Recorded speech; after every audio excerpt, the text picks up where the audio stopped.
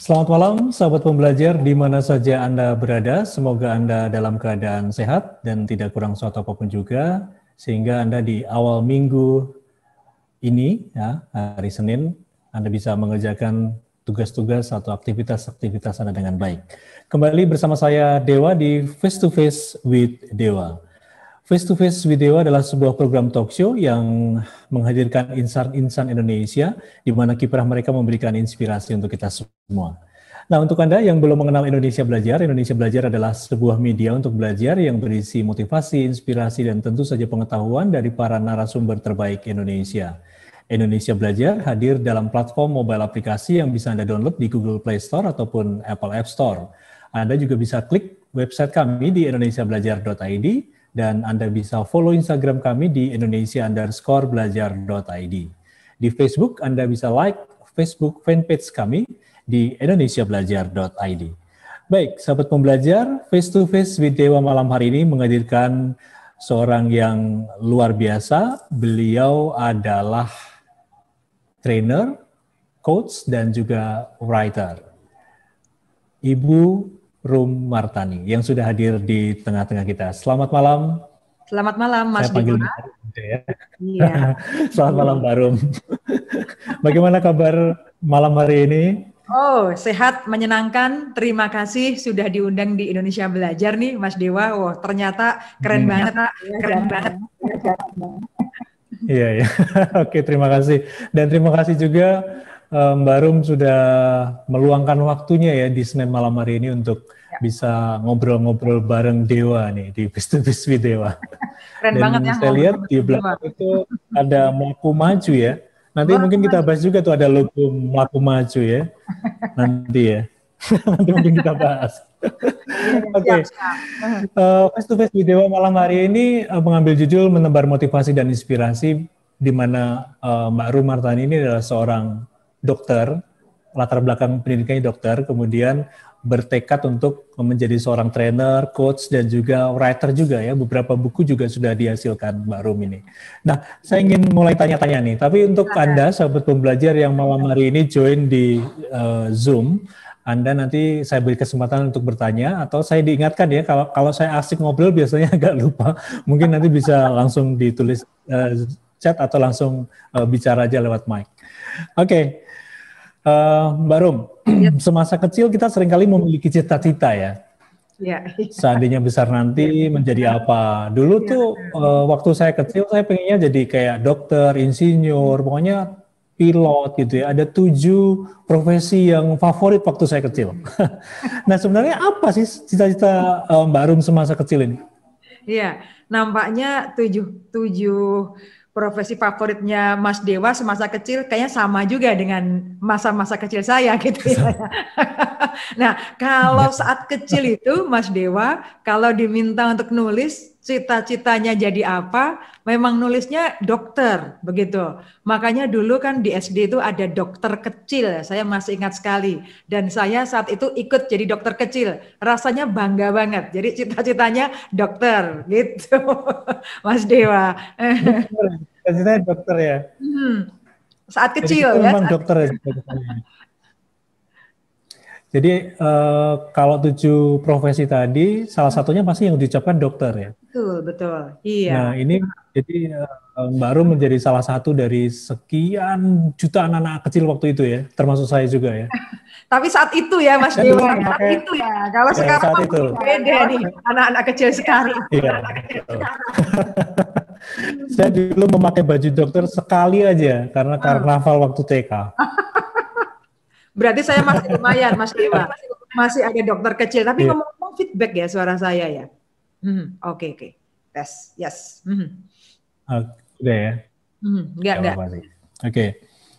Nah, pada saat Mbak Rum itu memiliki waktu kecil cita-cita seorang dokter. Nah, dan akhirnya memang menempuh pendidikan dokter ya, kedokteran ya, fakultas kedokteran. Nah, ini apa yang memotivasi Mbak Rum waktu, apakah memang ini cita-cita kecil yang harus diwujudkan atau memang apa ini yang memotivasi Mbak Rum?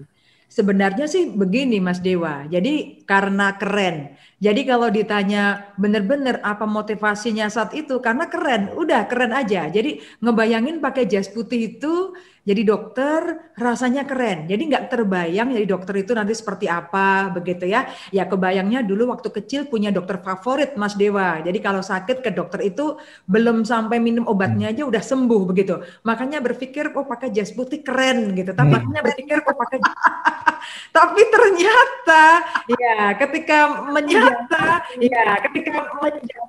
itu ya emang keren sih. Ya ini feedback nih, feedback. Ya.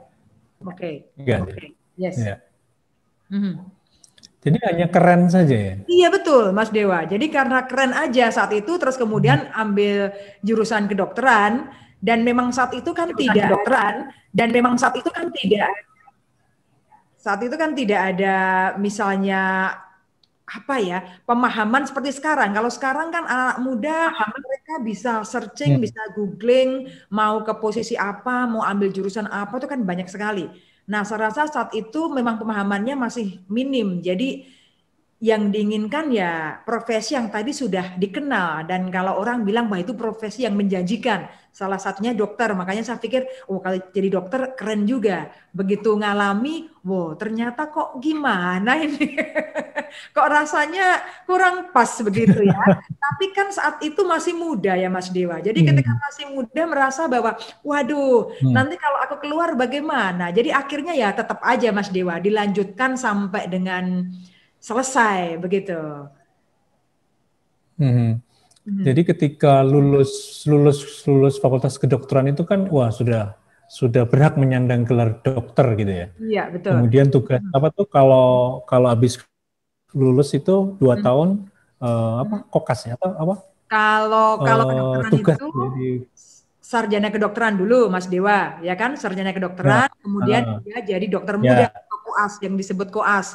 Nah itu sekitar 2 sampai 2,5 tahun untuk sebagai koas karena kan biasanya di akhir koas itu terlewati ya baru melewati itu ya. Iya sudah melewati semua. Jadi kalau di kedokteran kan lulus sarjana jadi sarjana kedokteran, kemudian lanjut ke program profesi namanya kita jadi koas dokter muda di rumah sakit. Kemudian 2,5 tahun skripsi segala macam lulus, nah kita disumpah-sumpahin tuh, disumpah kita jadi dokter gitu maksudnya, itu udah sah jadi dokter, alias D-room, bercanda.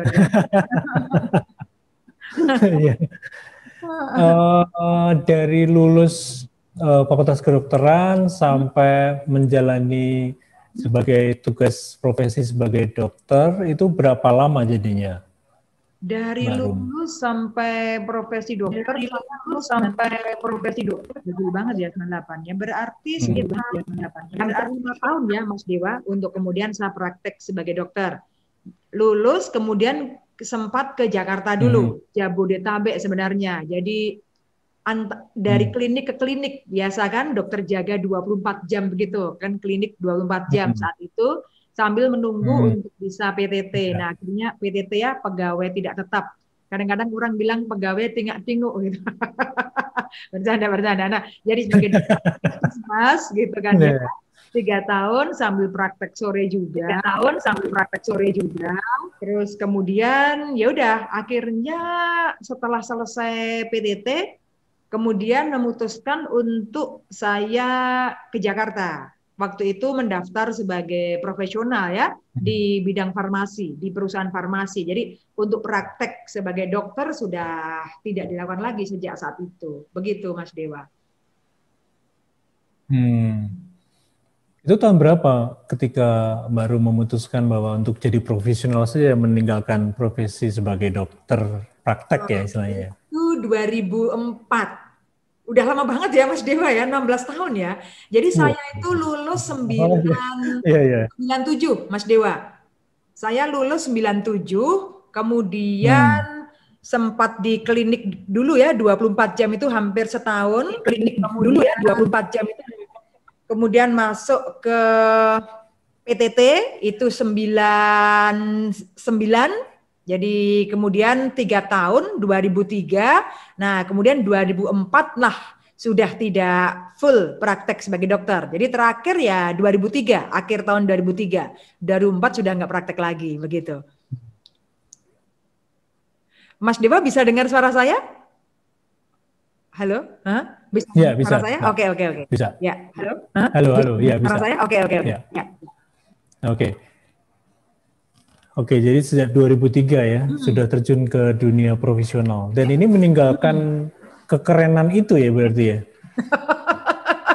Benar juga ya, meninggalkan kekerenan itu. Dan itu, wah gimana ya, tidak mudah juga meninggalkan kekerenan ya. Tapi begini Mas Dewa, bahwa ketika ternyata sudah waktu ya, waktu PTT itu, ternyata memang ya tidak lagi kekerenan itu akhirnya menjadi biasa-biasa aja sih. Karena kan kemudian kita lakukan sebagai aktivitas kita sehari-hari gitu. Justru malah saya kan siaran radio juga saat itu. Jadi nampaknya kerennya berubah Mas Dewa. Kalau dulu kerennya waktu jadi dokter, sekarang kerennya waktu siaran radio. Ini kerennya berubah-berubah begitu. Jadi ya 2004 2004 full meninggalkan profesi sebagai dokter. Begitu Mas Dewa. Oke. Tidak praktek ya istilahnya ya. Iya, tapi kalau boleh saya tanya, pengalaman apa yang paling berkesan saat menjalankan profesi sebagai seorang dokter? Seorang dokter ini kan profesi yang mulia, salah satu profesi yang mulia ya, di mana dia bisa menyembuhkan, membantu, menyembuhkan, mengangkat penyakit banyak orang. Ya. Pengalaman yang paling berkesan saat menjadi dokter adalah justru ketika masih kuliah ya, maunya membantu untuk melahirkan. Jadi ketika saya stase di Opjin, itu kan kita membantu untuk melahirkan, begitu kan ya. Nah itu luar biasa, karena tapi melahirkan sebuah kehidupan ke dalam dunia, dan itu luar biasa sebenarnya. Ketika kita bantu ibu-ibu untuk melahirkan dan kemudian bayinya cenger gitu ya, begitu, saat pertama kali mereka dan itu ada di tangan kita, wah itu luar biasa Mas Dewa rasanya, menyenangkan sekali gitu ya. Nah itu justru yang saya berkesan. Kalau ketika praktek rasanya biasa-biasa saja. Ya, karena lebih banyak di puskesmas ya, sehingga kebanyakan kita ke masyarakat kan, misalnya penyuluhan, posyandu seperti itu. Nah, kecuali kalau sekarang seperti ada pandemi COVID ini, teman-teman di puskesmas kerja keras luar biasa. Tapi kalau saat itu rasanya tantangannya tidak sebesar seperti teman-teman yang ada di rumah sakit ya saat itu. Kalau sekarang sih rasanya besar sekali juga. Begitu, Mas Dewa. Iya. Keputusan untuk meninggalkan profesi praktek dokter ini, kalau saya pikir dan rasa ini berat ya, keputusan yang besar dalam kehidupan Anda. Apakah benar seperti itu dan bagaimana cara Anda memutuskan itu? Oke, baik. Begini Mas Dewa.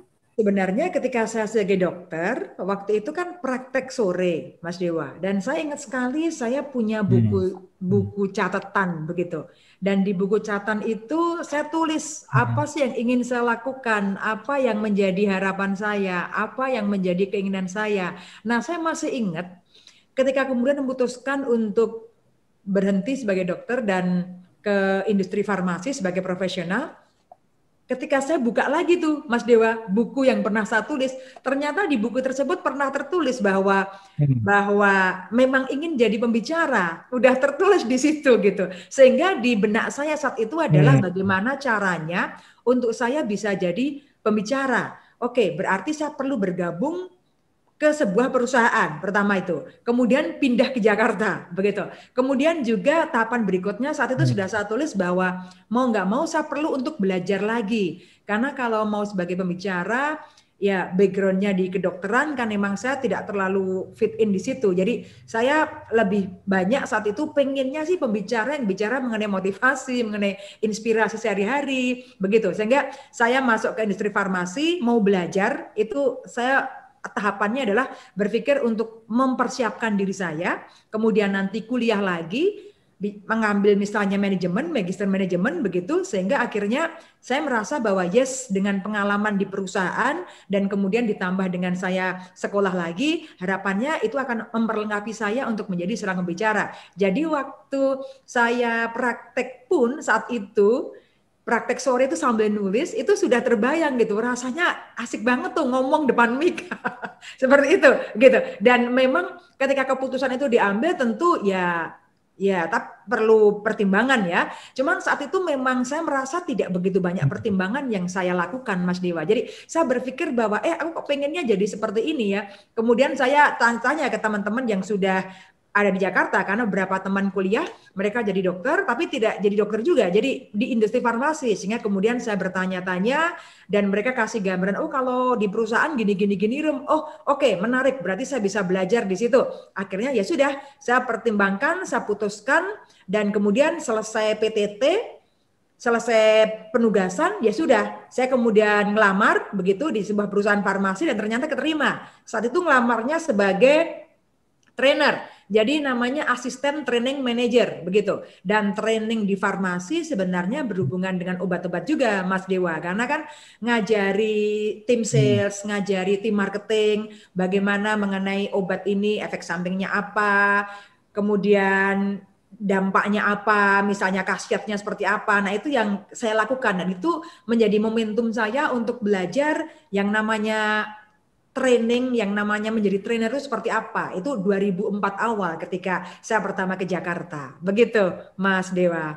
Jadi memang ya rasanya tidak terlalu ruwet saat itu keputusannya. Saya memutuskan sendiri begitu ya. Jadi ya udah, ya pengen ya sudah, stop kalau begitu nggak praktek lagi dan oke, selamat tinggal gitu ya. Saya saat itu kan prakteknya di Salatiga, Mas Dewa. Jadi ya udah, kemudian berangkat ke Jakarta karena diterima di perusahaan farmasi. Ya udah, saat tinggal begitu saja prakteknya dan kemudian berkarir sebagai seorang profesional di industri farmasi. Begitu. Iya. Sepeninggal dari praktek dokter kemudian kenapa di industri farmasi ini pertanyaannya? Kan kalau mau jadi trainer bicara itu kan semua terbuka untuk bisa belajar memperdalam untuk itu. Betul. Kenapa di farmasi? Ya, terima kasih Mas Dewa pertanyaannya. Mengapa di farmasi? Karena saya merasa bahwa masih ada keterikatan dengan background yang saya miliki.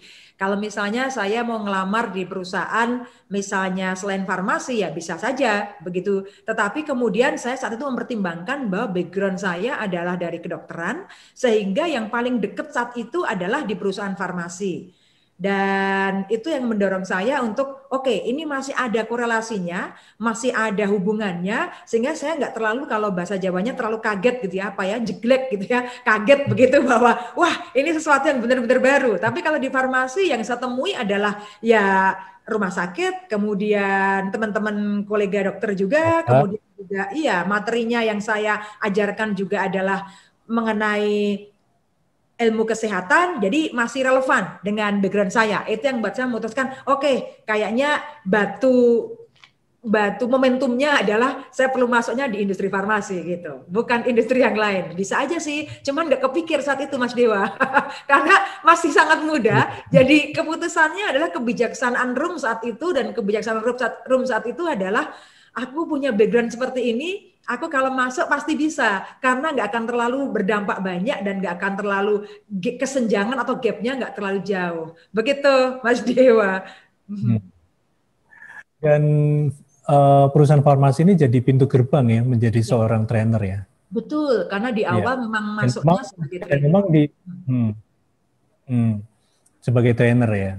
Dan itu membawa sampai pada titik mana di perusahaan di mana Mbak Rum bisa mendapatkan hal-hal yang memang diharapkan ya? Oke, baik. Nah, ini perjalanan yang baru lagi, Mas Dewa. Jadi ketika saya ke Jakarta, kemudian kan pertama kali masuknya sebagai trainer. Saya 2 tahun sebagai trainer. Kemudian saya merasa bahwa oke, sebagai trainer saya udah tahu nih tekniknya seperti apa, kemudian bagaimana cara deliver materi misalnya. Tapi saya berpikir bahwa ini nggak cukup. Karena ketika saya mau untuk mengembangkan diri saya, mau sebagai pembicara, tentu perlu hal yang lain lagi. Sehingga kemudian saya nyebrang nih, Mas Dewa. Masih di farmasi, tapi saya nyebrang ke perusahaan yang lain. Nyebrang perusahaan yang lain, dan saat itu saya ngelamar sebagai tim marketing. Jadi 2 tahun saya sebagai trainer, kemudian saya melamar sebagai tim marketing di sebuah perusahaan farmasi, keterima di sana. Akhirnya saya menjadi produk eksekutif namanya saat itu sekitar tahun 2006 ya, 2006 awal sebagai produk eksekutif. Kemudian setelah sebagai tim marketing, saya ditawari oleh atasan saya untuk masuk tim sales. Jadi kemudian saya pindah lagi ke tim sales. Nah, di tim sales itu cukup lama, sekitar 6 sampai hampir 7 tahun saya di tim sales. Itulah saya belajar bagaimana nangani orang, bagaimana mengelola manusia gitu ya. Kemudian bagaimana melakukan negosiasi, bagaimana memimpin tim untuk mencapai target. Nah, saya punya banyak kesempatan untuk belajar di situ ketika sebagai tim sales, sebagai anggota di situ, dan kemudian ya saya menambah ilmu lagi dengan saya kuliah S2 begitu ya. Tapi pengalaman sebagai marketing dan terutama memimpin tim, karena dulu saya pegang regional begitu ya di sebagian Sumatera, Kalimantan dan kemudian Jakarta. Nah, saya ngalami tuh bagaimana sih ketemu orang yang mungkin tidak menyenangkan gitu ya, ketemu klien, penolakan. Nah, saya belajar di situ bahwa ya ini akan menjadi hal yang sangat penting ketika nantinya saya menjadi pembicara, karena saya terjun langsung dan saya punya paparan pengalaman yang menurut saya akan berguna, bermanfaat ketika nanti saya benar-benar terjun sebagai seorang independent trainer. Begitu, Mas Dewa. Nah, itu kawah candra di mukanya tuh di situ. Ketika saya sebagai marketing, sebagai tim sales itu menarik sekali. Dan tapi kemudian pada waktu itu Mas Dewa, ketika saya sudah selesai kuliahnya, saya ambil S2 di UGM kan, saya balik lagi, pindah lagi ke perusahaan yang lain, masih di farmasi, tapi kemudian saya balik lagi ke HRD. Jadi balik ke bagian learning and development sebagai training spesialis. Jadi jadi trainer, kemudian di marketing, sales, lalu balik lagi ke training spesialis. Dan akhirnya memutuskan untuk menjadi independen. Begitu. Ya, oke. Dan kalau boleh saya kasih clue kepada sahabat pembelajar bahwa perusahaan-perusahaan farmasi yang menjadi kawah tadi, kawah candra di muka tadi adalah perusahaan-perusahaan farmasi tingkat atas ya, papan atas di Indonesia. Kalau tidak boleh disebutkan. Boleh-boleh aja sebenarnya kamu sebutkan ya. Boleh aja ya. Ya, jadi ada perusahaan yang terakhir training spesialis itu di Kalbe Farma ya.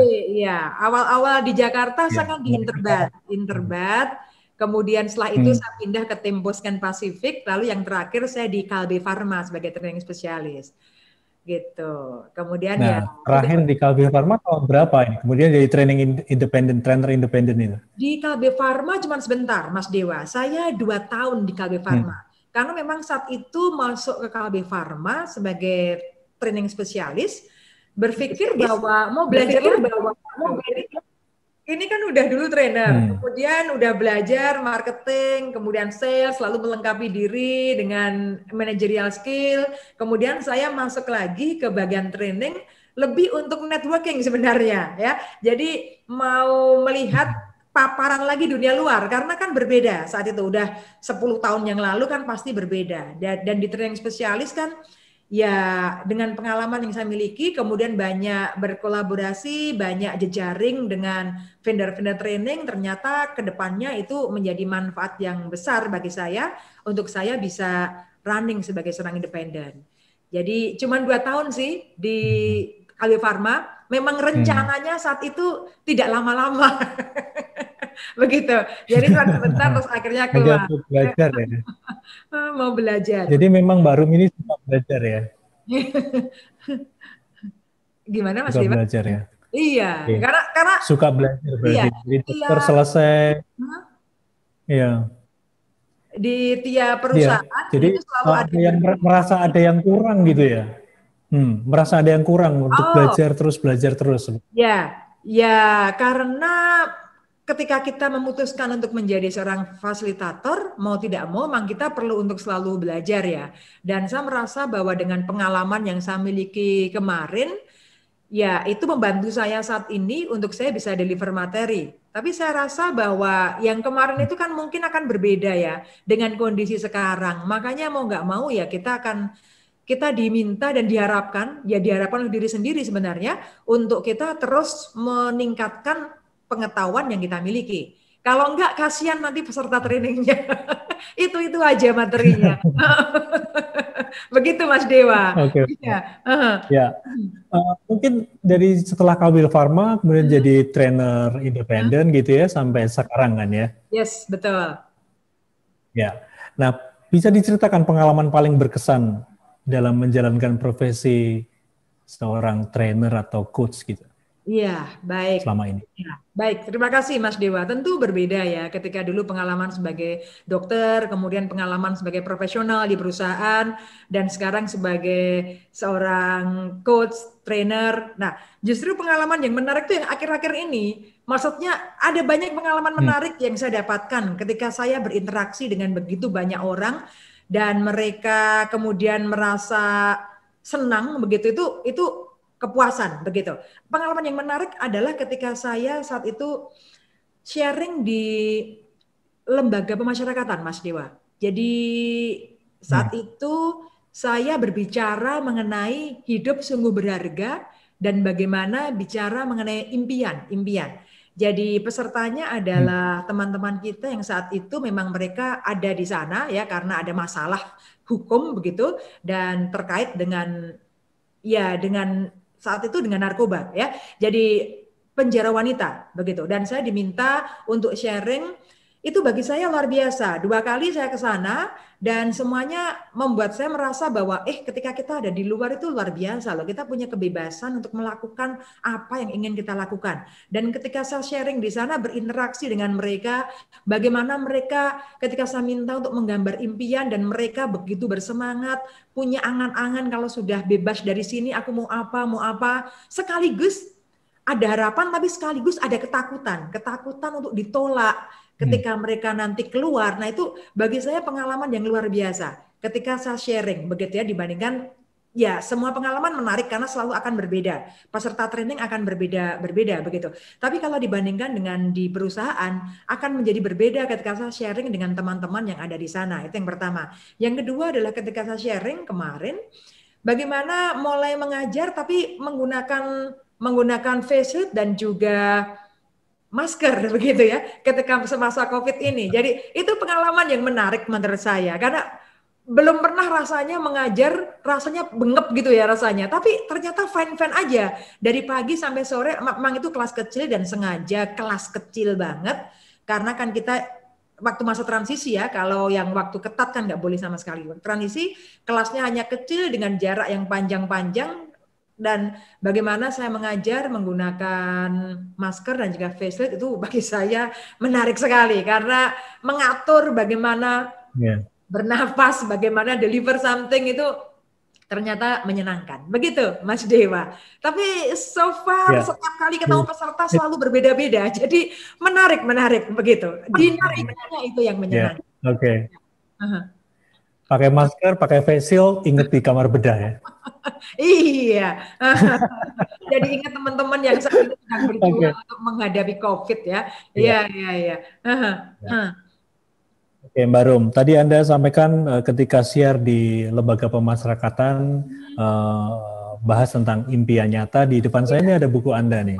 Ada impian menjadi nyata, kemudian ada karena hidup sungguh berharga. Nah, sebelum kita membahas buku-buku yang jadi jadi hobi Mbak Rum ya dalam menulis, ini ada pertanyaan dari sahabat pembelajar, saya bacakan dulu ya. Silakan. Dari Ibu Evi. Halo Bu Rum, mau tanya nih, apa yang menjadi motivasi terbesar yang membuat Ibu yakin untuk meninggalkan karir Ibu sebagai dokter profesional? Terus pernah terbesit ada rasa penyesalankah meninggalkan karirnya sebagai dokter? Oke, baik. Ini langsung dijawab Mas Dewa. Terima kasih untuk langsung, baik, terima kasih Mas Dewa. Halo Bu Evi Jayanti, terima kasih pertanyaannya. Jadi menarik nih ya, motivasi terbesar. Jadi begini Bu Evi, sebenarnya kalau dirunut-runut dari sejak kecil, dari zaman SD, Zaman SD itu dulu saya suka bermain jangka. Teman-teman tahu ya jangka. Jangka untuk bikin lingkaran itu. Itu kan ada dua begini sisinya, ya. Jadi jangka itu saya tancepin begitu di meja dan kemudian satunya itu sebagai mic. Itu waktu SD ya. Dan kemudian ketika saya praktek di Salatiga, itu praktek pribadi begitu, saya suka menulis dan di situ juga salah satunya yang saya katakan saya pengen jadi pembicara. Saat itu yang sangat terkenal Mas Dewa, Pak Mario Teguh, itu lagi booming-boomingnya begitu. Dan saya berpikir, wih keren banget deh ya, jadi seperti itu keren banget begitu. Jadi motivasi terbesar yang membuat saya yakin untuk meninggalkan karir sebagai seorang dokter profesional, Bu Evi, memang karena saya merasa itu adalah impian yang ingin saya capai, itu adalah harapan yang ingin saya raih begitu. Apakah terbersit ada penyesalan? Tentu ada ya, tetap ada penyesalan kadang-kadang, tetapi ya apalagi saat ini di COVID-19, di saat pandemi seperti ini dan melihat bagaimana teman-teman berjuang, rasanya ada penyesalan Bu Evi bahwa aduh seandainya masih sebagai dokter aku pun ikut berjuang seperti itu begitu. Tapi itu terbersit saja dan saya rasa ya itu hal yang biasa menurut saya, hal yang wajar bahwa kadang-kadang kita akan mengingat apa yang pernah kita lakukan zaman dulu begitu.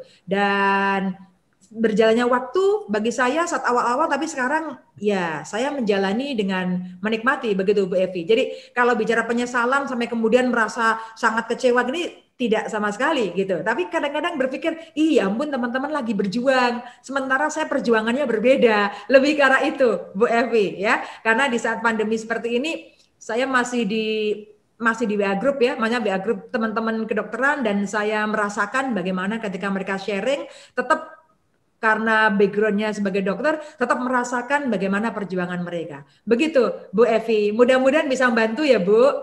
Ya, Mas Dewa, silahkan. Ya. Oke, Bu Evi, semoga terjawab ya. Ya. Untuk yang lain, sahabat pembelajar bisa langsung tulis saja kalau ingin bertanya, atau kalau mau interaksi silakan langsung buka mic, kalau bersedia buka kamera.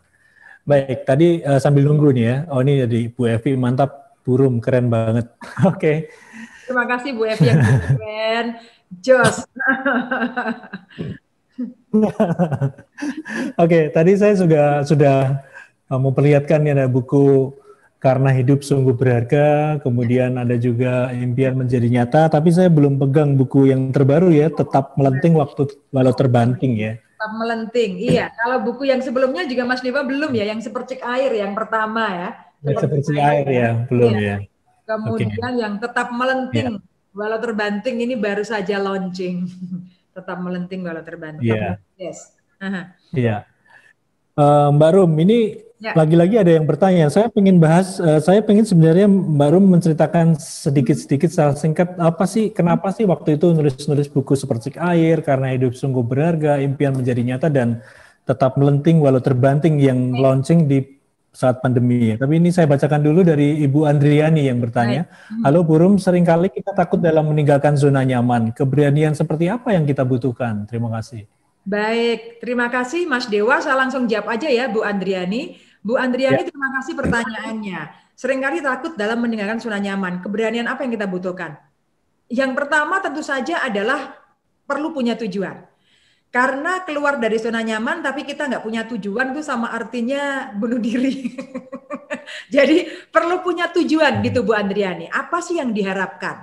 Tujuan yang benar-benar kalau kita bicara alasannya kuat banget. Apa yang ingin dituju, impian apa yang ingin diraih, dan apa alasannya. Kalau dalam bahasa kerennya adalah menemukan why. Alasan kita melakukan sesuatu itu apa.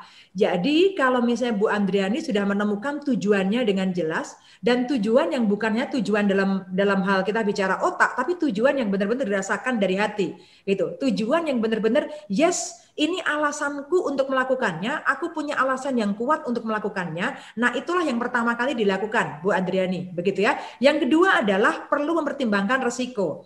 Pertimbangan resiko di sini artinya ketika kita keluar dari sesuatu, dari zona nyaman. Misalnya dulu saya keluar dari perusahaan begitu ya.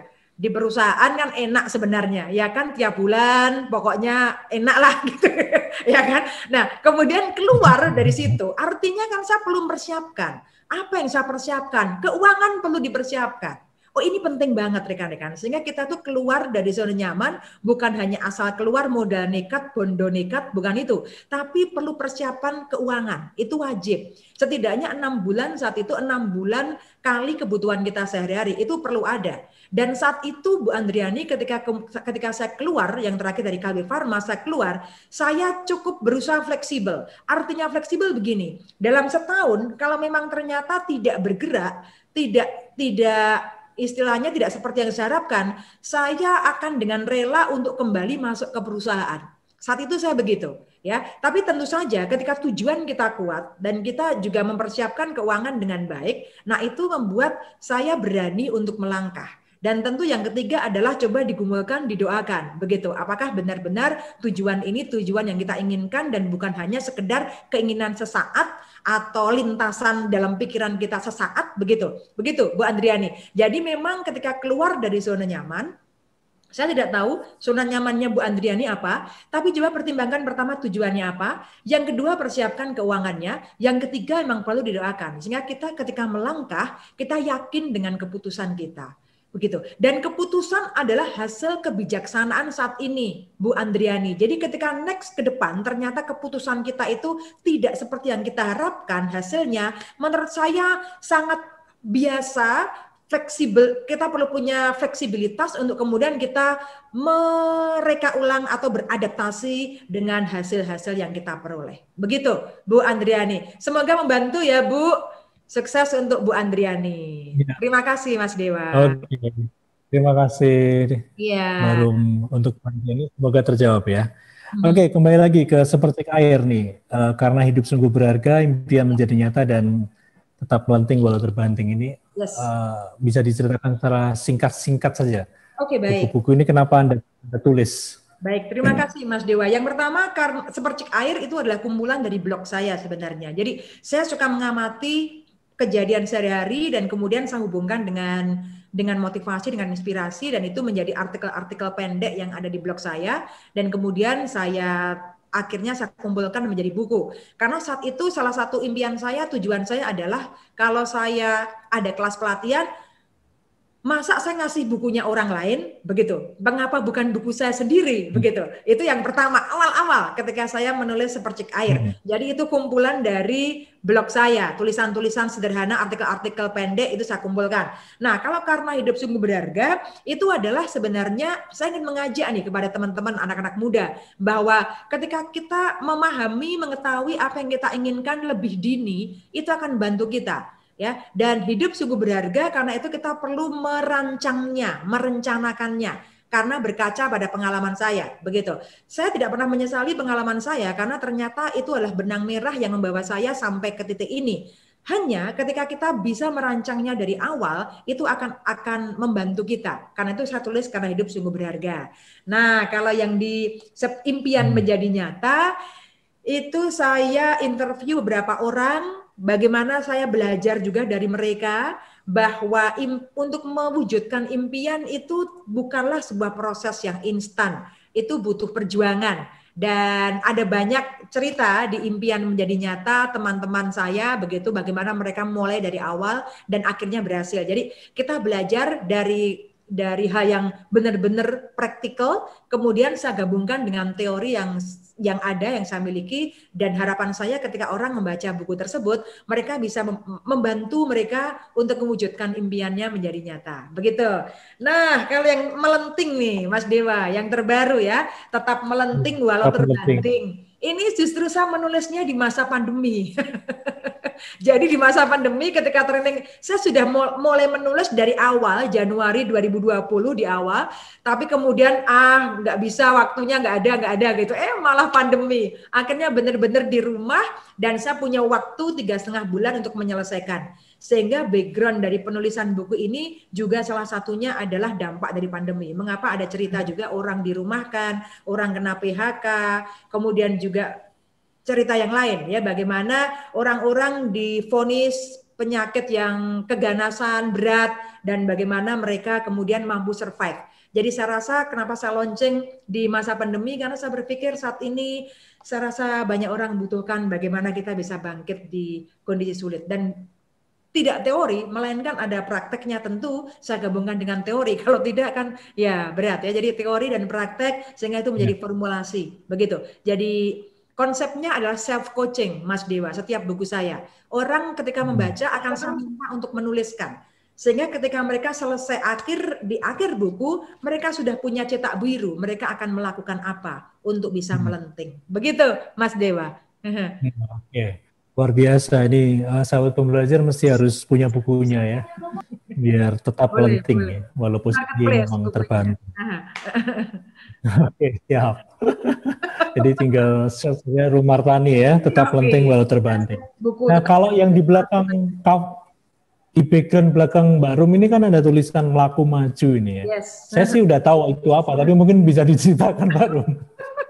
Ya, terima kasih Mas Dewa. Melaku maju ini sebenarnya brand saya, begitu. Jadi brand untuk kaos dan juga yang lain, begitu. Karena kan salah satu impian saya, Mas Dewa, adalah bagaimana bisa menginspirasi bukan hanya dari omongan, kata-kata ketika saya mengajar, tapi kan juga dari tulisan, begitu ya.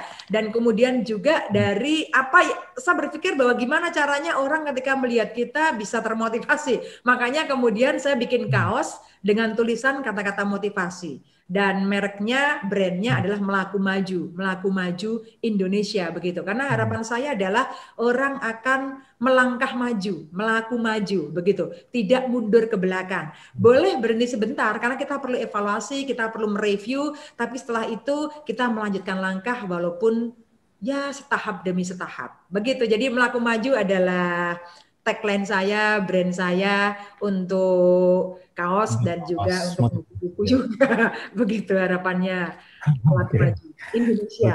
Bisa belajar Melaku Maju Indonesia.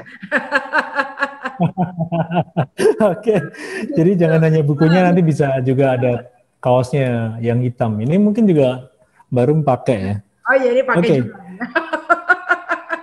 Tapi nggak kelihatan. Nggak kelihatan. Oke, Mbak Rum, ini waktu kita udah di saat-saat akhir, tapi ada 1-2 pertanyaan lagi nih. Cita-cita apa yang belum Anda capai sampai saat ini? Apakah proses belajar akan terus-menerus? Ya, apa? 1-2 hal yang belum tercapai. Yang pertama adalah membesarkan brand ini, Mas Dewa. Ini kan umurnya baru setahun ini, Melaku Maju Indonesia.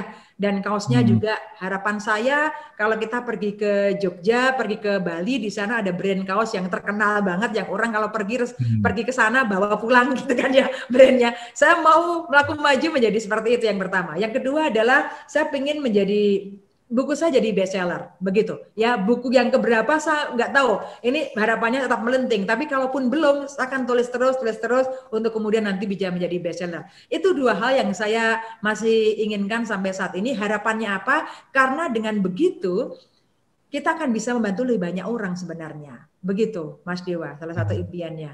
Jadi bagaimana kita bisa membantu lebih banyak orang kalau brand ini makin besar dan juga bukunya bisa tersebar dengan lebih banyak, maka menurut saya akan bisa membantu lebih banyak orang lagi. Itu yang masih menjadi cita-cita sampai saat ini. Oke, kita aminkan bersama-sama ya. Semoga cepat tercapai. Amin. Oke, baru pertanyaan terakhir. Apa pesan motivasi dari seorang Rumartani untuk kita semua yang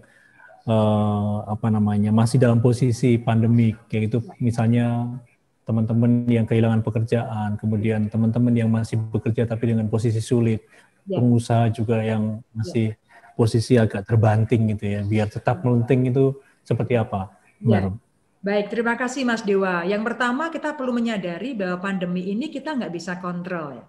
Artinya ini sesuatu yang kita tidak bisa kelola. Kita nggak ngerti kapan mau berakhir. Dan ketika kemudian kita mengalami misalnya kita di PHK, misalnya kita dirumahkan, gaji dipotong, pengusaha juga sulit. Saat ini kita tidak bisa mengubah kondisi. Berarti yang pertama perlu kita lakukan adalah kita ada penerimaan. Menerima bahwa memang kondisi ini dari luar, sehingga kita perlu menerimanya. Karena kalau tidak, kita menyangkal, itu justru akan membuat kita menjadi sulit untuk melangkah. Yang kedua adalah menurut saya ketika kita sudah menerima itu, kemudian kita berpikir apa yang bisa kita lakukan, bukan apa yang tidak bisa kita lakukan. begitu ya. Jadi saya juga ada beberapa teman ketika mereka terdampak dalam pekerjaannya, akhirnya apa yang bisa aku lakukan? Oh, aku bisanya ternyata aku bisa masak, ternyata aku bisa melakukan hal yang lain lagi. Ya udah, mulailah berjualan. Teman saya seperti itu. Artinya bahwa memang pertama kita perlu menyadari ini adalah sesuatu yang kita tidak bisa ubah. Ya, sampai nanti vaksin ditemukan kapan nggak ngerti. Berarti yang pertama menerima, yang kedua adalah kita perlu melakukan apa yang bisa kita lakukan.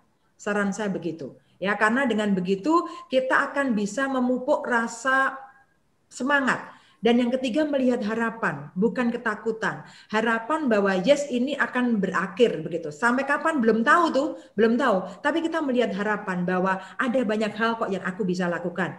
Saat ini ketika kita masih bisa bernafas, artinya ya kita masih diberi kesempatan untuk hidup di dunia ini. Memang berat gitu ya. Tapi kita lihat bahwa banyak orang pun mengalami hal yang sama. Ya, dan saya selalu meyakini bahwa berat masa-masa ini kita akan bisa lalui. Begitu, asal kita tidak melihat pada masalah, melainkan kita melihat pada peluang apa yang bisa kita lakukan. Dan tentu tetap kita berpegang pada Sang Pemberi hidup gitu ya, maunya ngecas diri kita, mengecas ya, kalau saya istilahkan handphone itu baterainya bisa habis gitu, dan itu perlu dicas di PLN gitu ya sebagai tenaga listriknya. Nah kita pun ketika kita merasa begitu terbeban, kita merasa sangat sesek gitu ya, nyesek begitu, akhirnya kita akan kembalikan pada Sang Pemberi hidup. Itu kalau menurut saya begitu ya, karena kalau kita terus memfokuskan energi kita pada hal-hal yang tidak bisa kita kelola, kita justru akan semakin stres dan kita malah tidak bisa survive. Jadi fokuskan pada hal-hal yang bisa kita lakukan ketika kita tidak bisa mengubah sesuatu yang ada di luar kendali kita. Begitu Mas Dewa menurut saya. Oke, luar biasa. Terima kasih Rumartani, trainer, coach, dan writer. Pencerahannya dan obrolannya pada malam hari ini. Semoga sukses buku-bukunya dan tetap yang tetap melenting walau terbanting tadi juga sukses. Melaku Maju juga sukses. Bersama Indonesia Belajar. Indonesia Melaku Maju bersama Indonesia Belajar. Oke, terima kasih juga untuk sahabat pembelajar yang sudah join pada malam hari ini. Kita berjumpa lagi, Mbak Rum, kawan-kawan di lain waktu yang luar biasa pastinya. Baik. Sukses untuk Mbak Rum Martani. Amin. Terima kasih Mas Dewa. Sukses juga buat Mas Dewa dan Bisa Belajar. Terima kasih. Sama-sama. Ya, terima kasih. Sahabat pembelajar, kita ketemu lagi di Face to Face with Dewa minggu depan, tentu dengan tamu yang luar biasa juga dan dengan tema yang menarik. Salam sukses luar biasa, stay healthy.